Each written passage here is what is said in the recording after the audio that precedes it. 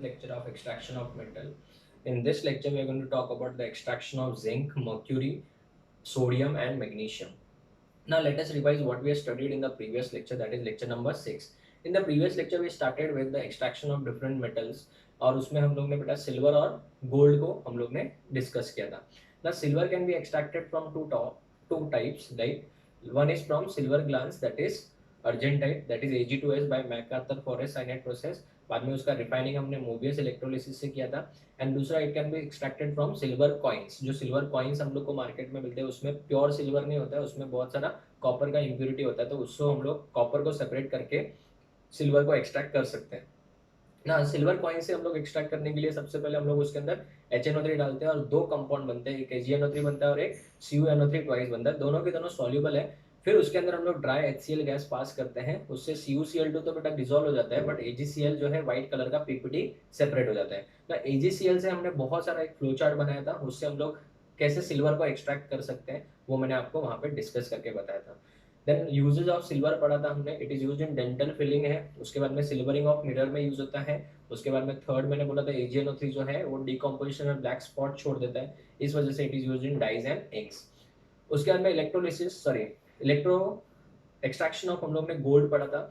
And it is found in the native form. इसका जो ओर होता है वो नेटिव फॉर्म में मिलता है, तो उसमें हम लोग मैकआर्थर फॉरेस्ट साइनाइड प्रोसेस से गोल्ड को सेपरेट कर लेते हैं, बट उसके अंदर Pb है, Zn, Cu और Ag का इम्प्योरिटी होता है. तो सबसे पहले H2SO4 डाल के, डाइल्यूट H2SO4 डाल के हम लोग ZnSO4 को सेपरेट करते हैं. फिर क्यूपलेशन प्रोसेस से हम लोग PbO को Pb को PbO के फॉर्म में सेपरेट करते हैं और फिर बाद में इलेक्ट्रो रिफाइनिंग करके 99.9% अदर हम लोग गोल्ड को सेपरेट कर लेते हैं. ठीक है. सो ये दो छोटे छोटे एक्सट्रैक्शन हम लोग ने पढ़ लिए, बहुत इंपॉर्टेंट है. और मैंने आपको बोला था AgCl का रिएक्शन Na2CO3 के साथ बहुत ज्यादा इंपॉर्टेंट है, जिसमें Ag2CO3 बनता है, फिर डिकम्पोज होके Ag2O बनता है और सिल्वर का ऑक्साइड स्टेबल होता नहीं है because it is less electropositive. तो उसको बेटा हम लोग हीट करते हैं, बेटा वो क्या हो जाएगा, यस वो सिल्वर में कन्वर्ट हो जाएगा. Now in this lecture late us start the extraction of zinc, mercury and sodium with magnesium. ठीक है, लेट्स स्टार्ट. ना स्टूडेंट्स, सबसे पहले हम लोग पढ़ेंगे सबसे बड़ा extraction of zinc. First one is going to be extraction of zinc. Zinc जो है वो डी ब्लॉक एलिमेंट है, ग्रुप 12 का एलिमेंट है, 3d10 4s2 इसका इलेक्ट्रॉनिक कॉन्फ़िगरेशन है. ये सब चीजें बेटा हम लोग ऑलरेडी डी ब्लॉक में पढ़ते हैं. उसके बाद हम लोग बात करें जिंक के बहुत सारे मिनरल्स की, तो जिंक के मिनरल्स मैंने बेटा आपको जो स्टार्टिंग में लिस्ट दिया था, जहां जहां पे जिंक आता है वो सब जिंक के क्या हो जाएंगे, मिनरल्स हो जाएंगे. सो हम लोग उसके ऊपर टाइम वेस्ट नहीं करेंगे. So let us start with the ore of zinc. Ore of zinc जो है वो है बेटा ZnS, which is also known as zinc blend, और हम लोग इसको फेलराइट भी बोल सकते हैं. ठीक है, zinc blende ZnS is the ore of what, ठीक है, जिंक. इसके बाद में अगर हम लोग बात करें एक्सट्रैक्शन की, तो सबसे पहला जो स्टेप आता है, जो ओर है उसको हम लोग बेटा क्रशिंग एंड ग्राइंडिंग करेंगे. क्रशिंग एंड ग्राइंडिंग करेंगे और क्रशिंग और ग्राइंडिंग के बाद जो हमको ओर मिलेगा उसको क्या बोलेंगे, पल्वराइज्ड ओर. पल्वराइज्ड ओर, ठीक है. पल्वराइज्ड ओर जो मिल गया ये आपका फर्स्ट स्टेप है. उसके बाद में सेकंड स्टेप में हम लोग क्या करेंगे, concentration of the ore. Concentration of the ore. अब ये कौन सा ओर है आपका, सल्फाइड ओर है. तो सल्फाइड ओर के लिए हम लोग यूज करेंगे, याद है किसी को, very nice, it is froth flotation process. It is froth flotation process. Froth flotation process जो होते हैं वो किसके लिए यूज होता है, yes it is use for sulphide ore, जिसमें हमने फ्रॉथर पढ़ा था. उसके बाद में हम लोग ने उसके अंदर फ्रॉथिंग एजेंट पढ़ा था. उसके बाद कलेक्टर एक्टिविटीज, डिप्रेसेंट पढ़ा था. ये सब हम लोग ने पढ़ा था. फ्रॉथ स्टेबलाइजर था क्रेसोल एंड एनिसोल, वो भी पढ़ा था. कंसंट्रेशन ऑफ द ओर ना, ओर का कंसंट्रेशन करने के बाद यहाँ पे आपको मिलेगा बेटा कंपैरेटिवली प्योर ओर. ठीक है, कंपैरेटिवली प्योर ओर. बट कभी कभी क्या होता है कि ओर के अंदर ZnS के साथ PbS is also present. PbS is also present. This is very important MCQs के लिए बेटा. कंसेप्ट की बात करता हूँ मैं सिर्फ अपने लेक्चर में. ठीक है, क्या हो रहा है, क्यों हो रहा है, उसका रीजन पता होना चाहिए. अगर PbS भी प्रेजेंट है तो आपके दिमाग में एक सवाल आता होगा, सर हम लोग डिप्रेसेंट ऐड कर दें. क्या ऐड करेंगे, डिप्रेसेंट. डिप्रेसेंट कौन है बताओ, याद है किसी को, यस इट इज NaCN और KCN. ठीक है। अगर मैं इसके अंदर NaCl ऐड करता हूँ तो PbS जो है वो तो कोई रिएक्शन नहीं करेगा, यस, PbS तो कोई रिएक्शन नहीं करेगा, जबकि जो ZnS है वो रिएक्शन करेगा और क्या बनाएगा, याद है किसी को, यस इट इज Na2ZnCN4। ये कंपाउंड बेटा हम लोग 8-10 बार लिख चुके हैं, इवन मैं करता फॉरेसाइनेट प्रोसेस में भी बार बार आता है, ये कंपाउंड बनता है और ये बेटा किस में चला जाएगा, वाटर में चला जाएगा, ठीक है ना। तो अभी आप बोलोगे सर हमको तो ZnS ही चाहिए था, आपने तो PbS को हटा दिया, PbS को इससे सेपरेट कर दिया और PbS किस में चला जाएगा बेटा, ऑयल में चला जाएगा।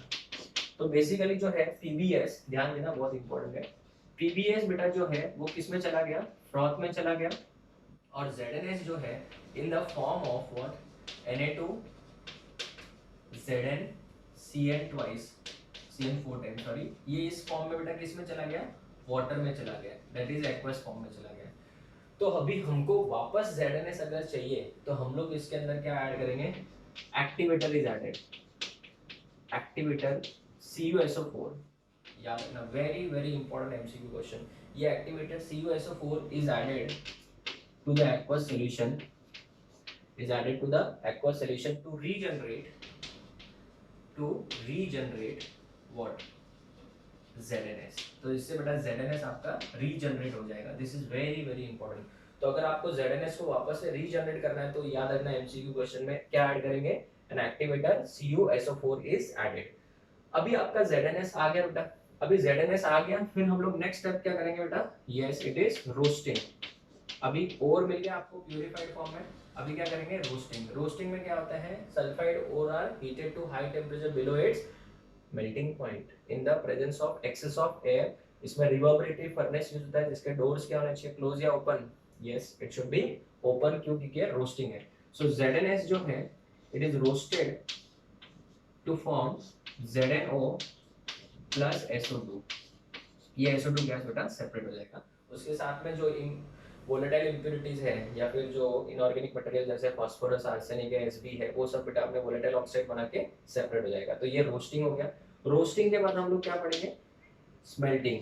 स्मेल्टिंग में बेटा हम लोग अभी क्या करेंगे, ये जो आपका ऑक्साइड ओर है इसको रिड्यूस करेंगे, क्या करेंगे, रिड्यूस करेंगे। तो it can be use by carbon reduction process. अभी मैंने आपको पहले बोला था ना सब लेक्चर्स रिवाइज क्यों करना है, क्योंकि देखो मैं अभी यूज कर रहा हूँ वर्ड कार्बन रिडक्शन प्रोसेस, आप लोग क्या बोलोगे, तो कार्बन रिडक्शन प्रोसेस हम लोग ने याद है पढ़ा था, ये पायरोमेटलर्जी में बहुत सारे रिडक्शन प्रोसेस है। कार्बन रिडक्शन यूजिंग कार्बन रहेगा तो कार्बन रिडक्शन प्रोसेस बोला था मैंने।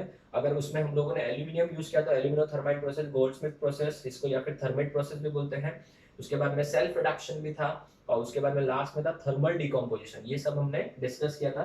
तो कार्बन रिडक्शन प्रोसेस से हम लोग को यहाँ पे मिलेगा बेटा जिंक प्लस यहाँ पे मिल जाएगा कार्बन मोनोऑक्साइड जो कि गैसियस फॉर्म में निकल जाएगा।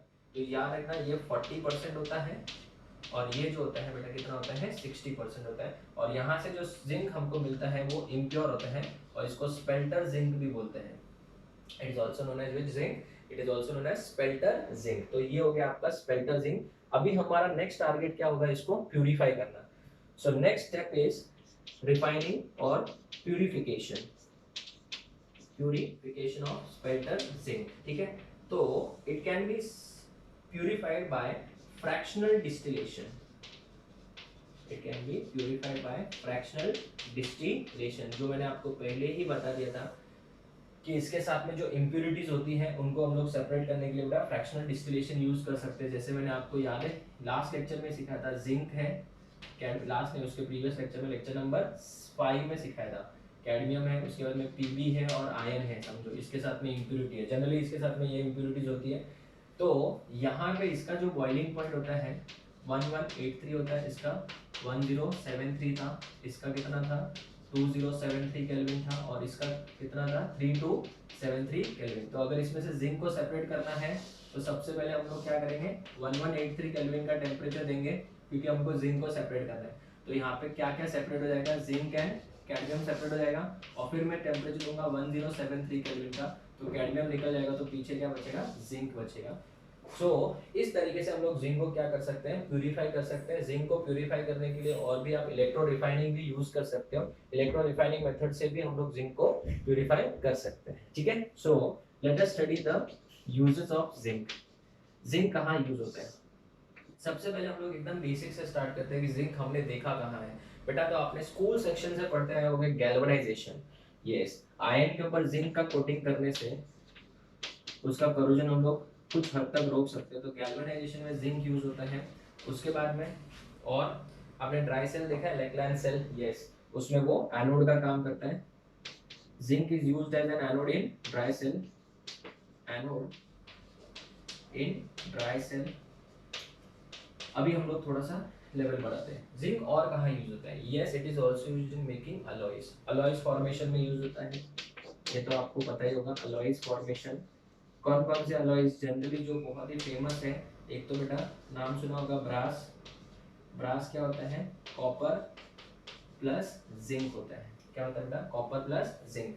कॉपर कितना परसेंट? 60%। एंड ये 9% याद रखने की जरूरत नहीं है, ये 40%। उसके बाद में you must have heard about German silver. German silver बनाने में भी वो भी एक अलॉय है। किसका अलॉय है? निकल है, कॉपर है एंड जिंक है। निकल, कॉपर एंड जिंक। निकल का जो परसेंटेज होता है वो 60% होता है, बाकी इन दोनों का अप्रोक्सीमेटली 20% होता है दोनों का, वो बनाने में भी यूज होता है। तीसरा हो गया। चौथा, और जिंक कहाँ यूज होता है? ऑर्गेनिक केमिस्ट्री में याद रखो। Yes, zinc amalgam, Clemmensen's reduction, yes, it is used as a good reducing agent. Even जो जिंक डस्ट होता है, जैसे फिनॉल को बेटा, फिनॉल को रिड्यूस करने के लिए भी हम लोग जिंक डस्ट का यूज करते हैं। जिंक कॉपर कपल भी यूज होता है, जिंक अमाल्गम तो यूज करते ही है, so they are good reducing agent. So we can say zinc dust, zinc copper couple या फिर zinc amalgam, they are what? Good reducing agent. ये भी एक अपना पॉइंट हो गया, they are good reducing agent. ये सब बेटा इसके इंपॉर्टेंट क्या है? यूजेस है। यूजेस ऑफ क्या होते हैं? ये सब जिंक है बेटा। तो जिंक के ये हम लोग ने यूजेस भी डिस्कस कर लिए। तो बेसिकली बच्चों इस टॉपिक में हमने एक्सट्रैक्शन ऑफ जिंक पढ़ा ZnS से। तो सबसे पहला MCQ question, the ore of zinc is ZnS। Second question, it is concentrated by dash froth flotation. But froth flotation में पीबीएस भी प्रेजेंट होगा, तो डिप्रेसेंट यूज करके सबसे पीबीएस को सेपरेट करेंगे। बट अभी आपका ZnS नहीं है, ये कंपाउंड के फॉर्म में, तो इसके अंदर CuSO4 डाला जाता है। ये बहुत ही इंपॉर्टेंट एमसीक्यू क्वेश्चन है। It is used to regenerate dash ZnS। So during the process, ऐसा क्वेश्चन बन गया, during the process of froth flotation, after the completion, CuSO4 is added to the solution. Reason, because it is used to regenerate what? ZnS. उसके बाद में roasting हम लोग use करते हैं, बिकॉज ये सल्फाइड ओर है। उसके बाद में स्मेल्टिंग में परसेंटेज पूछा जा सकता है किस रेशियो में, और यहाँ पे हम लोग किसको एक रिड्यूसिंग एजेंट के तौर पे काम कर रहे हैं? रिड्यूसिंग एजेंट के तौर पे यहाँ पे काम कर रहा है कौन? कोक। ठीक है। Purification can be done by fractional distillation और as well as by it can be done by electro refining. And uses of zinc में बेटा हम लोग ने पढ़ा है क्या? It is used in galvanization. Zinc is used as an anode in dry cell. Alloys इसके बहुत ज़्यादा यूज होते हैं, ठीक है ना। और उसके बाद में जिंक डस्ट, ये सब बेटा क्या है? एक अच्छा रिड्यूसिंग एजेंट है। तो स्टूडेंट्स आप लोग एक बार इसका स्क्रीनशॉट ले लो, फिर हम लोग आगे डिस्कस करते हैं, ठीक है। चलो, अभी ये हो गया एक्सट्रैक्शन ऑफ किसका? जिंक पढ़ लिया हमने। अभी अगर हम लोग बात करें extraction of next, that is mercury. वो तो छोटा ही है, ज्यादा बड़ा नहीं है।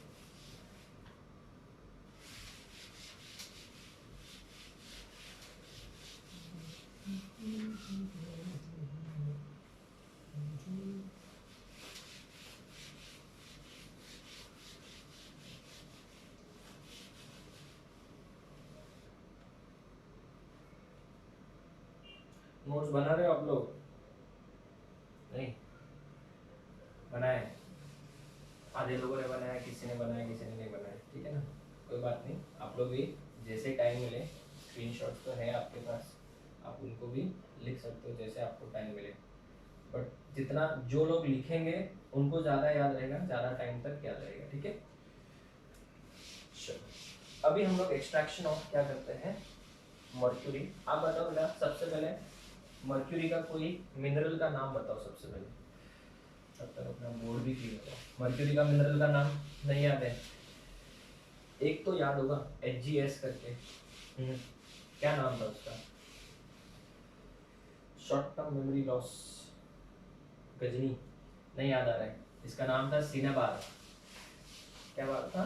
सिनेबार। सिनेबार का मतलब फॉर्मूला क्या था? HgS। वही बेटा इसका और भी है, उसी से हम लोग मर्क्यूरी का क्या करेंगे, एक्सट्रैक्शन करेंगे।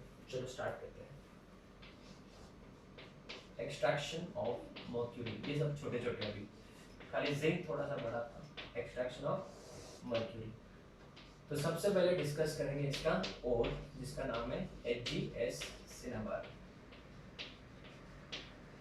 ठीक है ना, सल्फाइड आते हैं बेटा हमारे दिमाग में एक घंटी बजनी चाहिए कि हमको फ्रॉथ फ्लोटेशन तो करना ही है। ठीक है, सबसे पहले हम लोग क्या करेंगे, पल्वराइजेशन। अभी ये सब मैं लिख रहा हूँ खाली हेडिंग, आप लोग अगर बोर्ड्स के स्टूडेंट हो तो आपको बेटा इसको ओन वर्ड्स में लिखना है कि पल्वराइजेशन में हम लोग ओर को जॉ क्रशर में डालते हैं, फिर बॉल मिल्स और स्टैंपिंग मिल्स में डाल के उसको पाउडर फॉर्म में कन्वर्ट करते हैं। सो पल्वराइजेशन ऑफ द ओर, ये आपका फर्स्ट स्टेप हो गया, स्टेप नंबर 1। पल्वराइजेशन के बाद दूसरा स्टेप क्या था, yes it was concentration of the ore. The concentration of the ore is done by which method, froth flotation process। Froth flotation process, देखो अभी कितना इजी हो रहा है। ठीक है ना, तो मैंने आपको पहले बोला था कि हमारा स्टार्टिंग में ही खाली टाइम लगेगा रिफाइनिंग तक, बाद में तो सिर्फ खाली हेडिंग ही लिखना है हमको। तो ये हो गया आपका pulverisation of the ore, second method that is concentration of the ore. ना कंसंट्रेशन के बाद हम लोग क्या करेंगे, रोस्टिंग करेंगे, क्योंकि ये कौन सा ओर है, सल्फाइड ओर है। Very nice. बट बच्चों मैंने आपको बताया था 3 एलिमेंट थे, याद है, एक तो Cu था, एक Pb था और Hg था। इनके लिए बेटा हम लोग पार्शियल रोस्टिंग करेंगे तभी भी हमको मेटल मिल जाएगा। तो बेसिकली हम लोग यहाँ पे क्या करेंगे, पार्शियल रोस्टिंग करेंगे, और पार्शियल रोस्टिंग से हमको यहाँ पे मर्क्यूरी मिल जाएगा बाय सेल्फ रिडक्शन और एयर रिडक्शन प्रोसेस से। ठीक है, कैसे वो भी बता देता हूँ। HgS मैंने 2 से 3 बार रिएक्शन लिख चुका हूँ पहले भी। It will get converted into HgO plus SO2, फिर ये HgO ही HgS को बेटा क्या करेगा, रिड्यूस कर देगा, और यहाँ पे आपका बन जाएगा Hg प्लस SO2। यस, ये आ गया आपका मर्क्यूरी, एंड इसको हम लोग क्या बोलते हैं, सेल्फ रिडक्शन। इसका नेक्स्ट स्टेप, इसमें रिडक्शन की जरूरत ही नहीं बेटा, बिकॉज ये खुद ही बेटा रिडक्शन खुद का ही कर रहा है बेटा। तो इसके लिए बेटा याद रखना, पायरोमेटलर्जी में मैंने वापस सिखा रहा हूँ, कार्बन रिडक्शन प्रोसेस पढ़ाया था, दूसरा क्या था, एल्यूमिनोथर्माइड प्रोसेस था, third self reduction, and fourth one thermal decomposition. तो ये सेल्फ रिडक्शन वाला केस हो गया, इसमें मर्क्यूरी हमको मिल गया। तो अगर मैंने यहाँ पे मर्क्यूरी फॉर्म हो गया है, तो अभी लास्ट में खाली क्या आना चाहिए, प्यूरिफिकेशन आना चाहिए। तो प्यूरिफिकेशन ऑफ मर्क्यूरी, मर्क्यूरी का प्यूरिफिकेशन। तो प्यूरिफिकेशन ऑफ मर्क्यूरी कैसे करेंगे, एकदम सिंपल है। मर्क्यूरी बेटा क्या है, बॉइलिंग पॉइंट कम वाला है। तो मैंने आपको याद है प्रीवियस लेक्चर्स में बताया था, fractional distillation. Yes, fractional distillation से आप मर्क्यूरी को सेपरेट कर सकते हो, क्योंकि मर्क्यूरी का बॉइलिंग पॉइंट कम होता है। फ्रैक्शनल डिस्टिलेशन से हम लोग ग्रुप नंबर 12 के एलिमेंट्स को क्या कर सकते हैं, प्यूरिफाई कर सकते हैं। जिनी कनाडा होगा, और ये देखो होगा मर्क्यूरी इसमें है ही है। इसका जो बॉइलिंग पॉइंट है, नो नीड टू रिमेंबर, मैं खाली बता रहा हूँ, 645 केल्विन होता है, वेरी लो बॉइलिंग पॉइंट। ठीक है ना, बहुत ही कम है, क्योंकि ये खुद ही बेटा लिक्विड फॉर्म में तो नेचर में एग्जिस्ट करता है। फ्रीजिंग पॉइंट -38 या 33 के रेंज में है। ठीक है, तो purification can be done by fractional distillation. So which of the following metals can be purified bye fractional distillation. उसमें जिंक दिया है, कैडमियम दिया है, मर्क्यूरी दिया है, तो तीनों टिक नहीं करना है। फोर्थ ऑप्शन क्या आएगा, ऑल ऑफ दी अबव। ठीक है, तो ये हो गया एक्सट्रैक्शन ऑफ किसका, मर्क्यूरी का। Let's start with next. देखो छोटा था कि इसके लिए मैंने बोला ना, एक लेक्चर में हम लोग का 2 तो ऑटोमेटिकली इजीली हो ही जाएगा। अभी हम लोग पढ़ते हैं एक्सट्रैक्शन ऑफ सोडियम।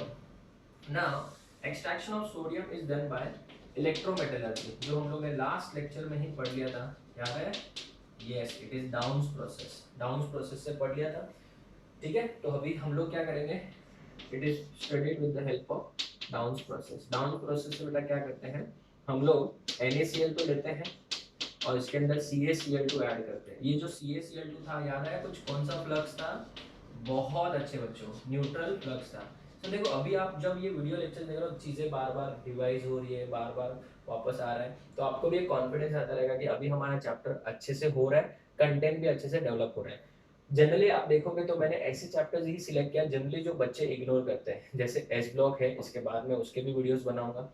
हाइड्रोजन के मेरे पास ऑलरेडी वीडियोस रेडी है, वो भी मैं आपको दे दूंगा। रेडॉक्स रिएक्शन है, ऐसे चैप्टर्स जनरली बच्चे इग्नोर करते हैं। ऐसे चैप्टर्स बहुत इंटरेस्टिंग होते हैं। जनरली जब मैं सरफेस केमिस्ट्री सिखाता हूँ तो बच्चों को बहुत ईजी लगता है, और सरफेस केमिस्ट्री एक बार मेरा अगर वो लेक्चर्स बैठ जाते हैं, सीख लेते हैं तो उनको पूरा कंसेप्ट क्लियर हो जाए और उनके एमसीक्यूज भी बहुत इजीली सॉल्व हो जाता है। तो मैं सरफेस केमिस्ट्री के पे वीडियोस आपको दूंगा, उसमें आपके कंसेप्ट बहुत क्लियर हो जाएंगे। ठीक है, खाली एक ही चीज़ है, अगर आप ये सेम अगर आपके नोटबुक में भी लिखते हो तो मैं आपको गारंटी देता हूँ कि 2 बार अगर आप रिवाइज करोगे तो फिर आपका एक भी क्वेश्चन रॉन्ग नहीं होगा। ठीक है, तो ये जो वीडियो लेक्चर्स में बेटा, इसमें हम लोग कंसेप्ट्स की बात करेंगे, कैसे पढ़ाई की जानी चाहिए, ये सब की बातें होनी चाहिए। ठीक है, यहाँ पे जो न्यूट्रल फ्लक्स है इसके 3 काम है। सबसे पहले यस, कंडक्टिविटी को इंक्रीज करता है, दूसरा मेल्टिंग पॉइंट को डिक्रीज करता है, तीसरा it also act as a solvent. तो अगर आप लोग इसके ऊपर एक एमसीक्यू क्वेश्चन देखा था मैंने, याद रखना कि CaCl2 क्यों ऐड किया जाता है, तो it is used to decrease the melting point. एक ही ऑप्शन था एक्चुअली, ये सब ऑप्शन थे नहीं उसमें, तो it is used to decrease the melting point of what, NaCl। जैसे आप लोगों ने पढ़ा होगा बच्चों 10th स्टैंडर्ड में बेयर्स प्रोसेस, उसमें हम लोग क्रायोलाइट ऐड करते हैं, तो क्रायोलाइट भी तो क्या है, न्यूट्रल फ्लक्स ही तो है, वो भी क्यों ऐड करते हैं, ताकि वो Al2O3 का मेल्टिंग पॉइंट कम कर सके और कंडक्टिविटी को बढ़ा कर सकते हैं। वो CaF2 वो हम लोग एक्सट्रैक्शन ऑफ एल्यूमिनियम में पढ़ेंगे। अभी यहाँ पे जो NaCl है और टूट के क्या बनेगा, Na+N Cl-, ये कटायन है और ये अनायन है, तो कटायन किसकी तरफ जाएगा, कैथोड की तरफ, और कैथोड पे क्या होगा, रिडक्शन, और यहाँ पे क्या बन जाएगा, Na बन जाएगा। ठीक है, यहाँ पे ये अनायन है, किसकी तरफ जाएगा, एनोड की तरफ, और एनोड पे क्या होता है, ऑक्सीडेशन, और यहाँ पे Cl2 गैस बन जाएगा। बेसिकली अगर हम लोग रिएक्शन ना लिखे तो यहाँ पे हाफ Cl2 लिखूंगा। अभी यहाँ पे जो सोडियम बना है, अभी ये मोल्टन स्टेट में ना बच्चों, तो सोडियम जो है वो कैसा है, एकदम सॉफ्ट मेटल है, सिल्वरी व्हाइट सॉफ्ट मेटल है, थोड़ा भी हीट करोगे तो वो मेल्ट हो जाएगा। तो यहाँ पे जो सोडियम मिलता है वो मोल्टन फॉर्म में मिलता है। और अगर हम लोग कंटेनर का ऊपर जो है सोडियम बना यहाँ पे, तो सोडियम मेल्ट होकर ऊपर ऐसा फ्लोट होने लगेगा। तो अगर हम लोग इसको एयर के कांटेक्ट में आने देंगे तो बेटा वो तो सोडियम ऑक्साइड बना देगा। सो डू रिमेंबर, इसके लिए बेटा इसको कोक से कवर कर सकते हैं। So covered with what, coke, याद रखना, very very important, covered with coke to prevent what, oxidation. तो ये सब चीजें बेटा, छोटी से छोटी चीज हम लोग कब पढ़ रहे हैं, एक एक चीज कवर कर रहे हैं, याद रखना। तो याद रखना, जब आप नेक्स्ट टाइम खुद पढ़ोगे तो आप खुद बेटा ये सब चीजें बोल पाओगे, आप बोल पाओगे कि हाँ ये ऐसा ऐसा होता है, रीजन के साथ आपको चीजें पता होनी चाहिए। ठीक है, so this is down process and this is also known as electrometallurgy, extraction of what, sodium we have discussed from NaCl, it is halide ore of what, sodium. Now let us study the last one, that is extraction of magnesium. This is important, yes, क्योंकि sodium तो हम लोग ने last lecture में cover कर लिया था, अभी एक्सट्रैक्शन ऑफ मैग्नीशियम हमको कवर करना है। तो बच्चों अगर मैं बात करूं एक्सट्रैक्शन ऑफ मैग्नीशियम, MgCl2 है, MgCl2 को बेटा अगर हम लोग हीट करें, इसमें बेटा हम लोग न्यूट्रल फ्लक्स के तौर पे किसको ऐड करेंगे, NaCl को, ताकि वो मेल्टिंग पॉइंट को क्या करें, कम करें। तो जनरली हम लोग ने देखा है कि अभी किसी के अंदर कुछ ऐड करने से उसका मेल्टिंग पॉइंट ऑटोमेटिकली क्या हो जाएगा, कम हो जाएगा। तो ये आपको मैग्नीशियम के आयन देगा, +2 के फॉर्म वाले, +2Cl- देगा। तो ये कटायन है, तो it will move towards cathode बच्चों, और कैथोड पे ये बना देगा मैग्नीशियम, और ये है अनायन, so it will move towards anode, और ये आपको बना के दे देगा Cl2 गैस। सो ये तो हो गया। अभी क्वेश्चन अराइजेस, ये MgCl2 आएगा कहाँ से, NaCl तो बेटा बहुत है, बट MgCl2 कहाँ से आएगा, नमक तो बहुत इजीली अवेलेबल है, MgCl2 कहाँ से आएगा। तो उसके लिए बेटा मेरे पास 2 तरीके हैं, या तो मैं यूज कर सकता हूं मैग्नेसाइट और, याद आ रहा है कुछ, मैग्नेसाइट और डोलोमाइट और, ये मैं यूज कर सकता हूं। सर ये तो याद नहीं आ रहा है, मैग्नेसाइट बच्चों कैसे भूल सकते हो, इसका फॉर्मूला था MgCO3, यस थोड़ा थोड़ा याद आ रहा है। डोलोमाइट तो याद आता होगा, CaCO3 डॉट, यस MgCO3। इसको अगर मैं हीट करूं तो ये आपको देगा बेटा क्या, MgO प्लस CO2 गैस। ठीक है ना, अभी सर MgO मिल गया हमको, तो क्या चाहिए था, MgCl2 चाहिए था। तो अभी ये जो MgO मिला है मुझे, ये क्या है पहले बताओ, ये मैग्नेसाइट है। ठीक है, जगह नहीं मैं यहाँ पे लिख रहा हूँ, ये क्या है, मैग्नेसाइट है। MgO का रिएक्शन करेंगे बेटा कार्बन प्लस Cl2 के साथ। ठीक है, तो कार्बन प्लस Cl2 के साथ करेंगे तो ऑक्सीजन तो बेटा कार्बन के साथ ऑक्साइड बना देगा, और Mg क्या बना देगा, MgCl2 प्लस कार्बन मोनोऑक्साइड। तो क्या मुझे यहाँ पे MgCl2 मिल गया, yes, this is from magnesite, ये मैग्नेसाइट से मिला है। अगर हम लोगों ने डोलोमाइट यूज किया होता, what is dolomite students, yes it is CaCO3 dot MgCO3। अभी आप बोलो वो फॉर्मूलाज याद होने चाहिए कि नहीं होने चाहिए? सर हम लोग कैसे याद करें? आप क्या करो, जो वीडियो नंबर 1 हमने पढ़ा था उसमें मैंने बहुत सारे आपको ओर्स के मिनरल्स के नाम लिख के दिए थे, तो एक पेपर पे आपने नोट्स तो अगर बनाए तो अच्छी बात है, और अगर नोट्स बनाए भी है नहीं भी बनाए, इन बोथ द केसेस आप एक पेपर लो, उसके ऊपर जितने भी ओर्स मैंने लिखाए थे आप उनको लिख के, आपको जिस ऑर्डर में याद होता है उस ऑर्डर में लिख के आप उसको स्टडी टेबल के ऊपर लगा दो बेटा, बहुत इंपॉर्टेंट है। क्योंकि अगर हम लोग को आगे का चैप्टर का कंसेप्ट याद रखना है, क्योंकि हम लोग कभी भी कोई भी और का नाम जरूरत पड़ रहा है तो हमको वो याद होना चाहिए। और दूसरी बात, वो जो भी नाम मैंने दिए बेटा वो सब कॉमन नेम है, तो उसमें ना तो मैं मदद कर सकता ना आप कुछ कर सकते, आपको वो याद ही रखने पड़ेंगे, ठीक है। इस कंपाउंड का नाम क्या है? डोलोमाइट।